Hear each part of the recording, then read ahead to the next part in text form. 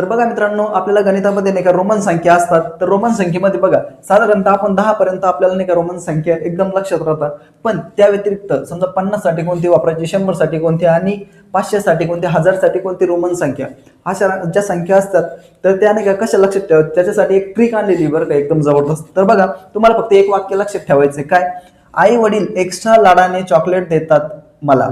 समजा एखादा लाडाचा मुलगा आहे आणि त्याला नाही का एक्स्ट्रा चॉकलेट देतात लाडाने बरं का आई वडील. बघा आई वडील एक्स्ट्रा लाडाने चॉकलेट देतात मला.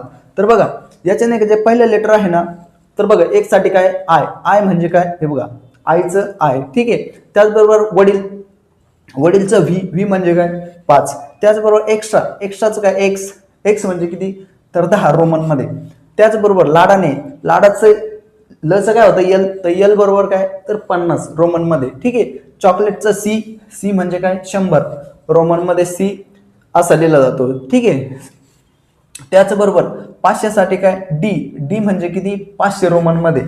त्याचबरोबर बघा यम म्हणजे मलाचं यम, यम म्हणजे किती तर 1000. फक्त एवढं नाही का तुम्हाला वाक्य लक्षात ठेवायचंय, तुम्हाला नाही का सगळ्या रोमन संख्या ज्या आहेत त्या तुम्हाला येऊन जाईल, कुठलाही प्रॉब्लेम येणार नाही. तर लक्षात ठेवा आणि आपला हातचा मार्क मिळवून घ्या.